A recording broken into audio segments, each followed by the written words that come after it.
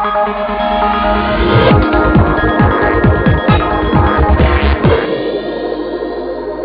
back. You're watching the Young Turks Dream Decade, and now it's tutorial time. Mihir Mody, our next guest, decided to set up a company called Adwallz, which basically focuses on out-of-home advertising in Tier 2 and Tier 3 cities. He's already generated revenues of 4 crore rupees, but now is looking at bringing in funding. So we decided to set Mihir up with our low Kejriwal serial entrepreneur and venture capitalist. Here's that tutorial. Mihir Mody's Adwallz is an out-of-home advertising company, but with a twist. Adwallz specializes in traditional wall paintings for advertising in semi-urban and rural areas. This wall ad guru reaches out to communities of painters and artisans in Tier 2 and Tier 3 cities, roping them into his team to wall paint advertising campaigns for brands. Launched in 2008 with 1 lakh rupees, Mihir today has a network of 250 painters and has worked in over 1.5 lakh villages. Adwallz clientele includes domestic and international brands like Reliance, Vodafone, Dish TV, Max New York Life and Castrol, and the venture grossed revenues of 4 crore rupees last year.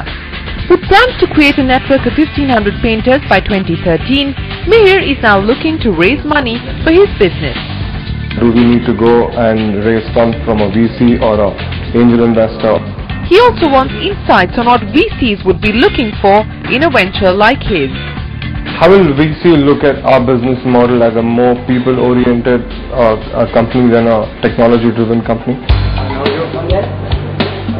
We connected Mihir Mody with our young Turk and entrepreneur Alok Kejriwal.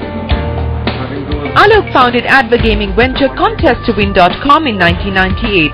Today an independent angel investor, Alok has invested in 3 online advertising companies.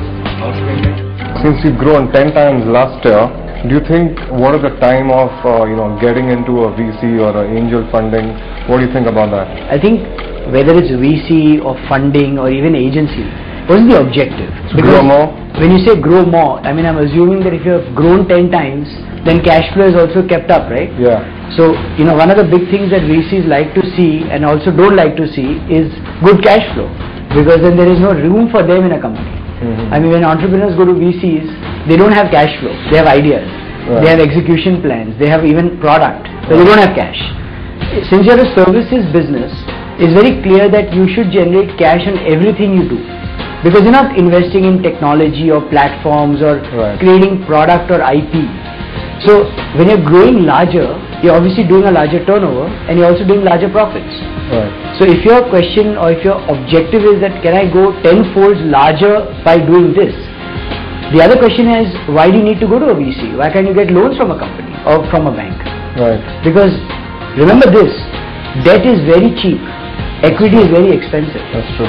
You can retire debt anytime you want. You can't retire equity anytime you want. That's true. So I think what you need to do really is look at a cash flow of your business, figure out what the cash flow looks like, why are you doing this in terms of why are you going out, what is it that you can't do internally and what is it that you can't do very cheap. That's when you need to make that move. If I happen to go to a VC, how do you suggest how they will look at it as a business model, The typical problems you're going to have is, why do you need us? If you're growing on your own, don't come to us. What's the technology scalability layer in this? And most importantly, what is the exit? Who will take this business over? Is this IPOable? If yes, when? How? Who will IPO it? If it's going to be bought out, who do you think buys businesses like these? So I think, it's very simple to answer these questions. Become a VC yourself. And I think the answers will be clear. But it's definitely a tough sell. Because it's not the usual businesses that VCs entertain. But there must be VCs and funds available for non-technology driven companies too, right? Absolutely. I mean, I think what you need to do is really tag the kind of people who like your kinds of businesses. So traditionally, most businesses were built like you're building them step by step. Invest, earn, invest, earn. There are very few businesses now, that say burn, burn, burn and earn maybe later on. Maybe never earn, right? So I think the companies that love to hear you are banks, financial institutions, like a SIDBI would be very interested. Because it's small, it's perfect, they understand lending. Since rural is booming and rural advertising is also in demand, there are a lot of other agency who does not have rural arm. They would like to, we've got some information or inquiries of, what do we do and how do we do it. How do you think about that? It's a great question. I'll be honest, it's your ambition. Right. I would not do any intermediate partnerships or arrangements or joint ventures with people at your size. Right. I would say, look, give me your business. I'll activate your business for you.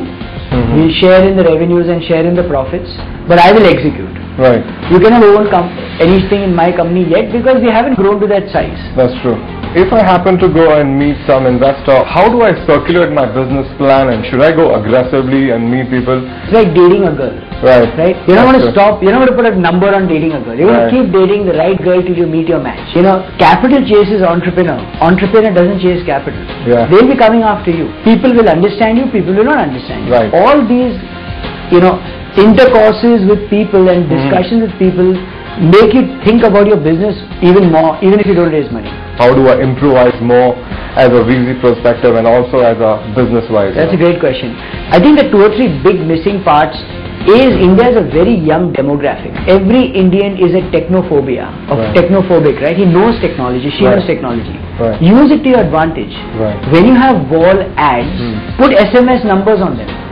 Ask them to respond. गाँव वाले को भी बोलो, SMS करो, prize जीतो. Right. They respond. So the minute you add an interactive layer to your wall, everybody begins to say, whoa, there's interactivity, there's technology. Right. Your server can then say which village is responding better, which wall is responding better, which color of the wall is responding better. That's a good idea. Right? Yeah. So you can then start profiling, and it sets you apart. You can go to an agency or you can go to a brand and say, you know what, because of my interactivity, I can tell you which color of the wall responds better in Raipur, which nobody else can. Right. Nobody else has that knowledge. Right. Make your walls entertaining. Right. Not advertising. Thank you. I think the reason I'm ranking it like at almost like a 50% of what could be 100% is because there's innovation, there's clever thinking, there is some kind of breakout idea saying, can I capitalize on something that's usually not organized? So lots of marks to the entrepreneurial energy and the vision to try and do that. I think the problem is that the situation that he's trying to tackle and the ventures trying to tackle is not really infinitely scalable, and it's not something that has got a established monetization path.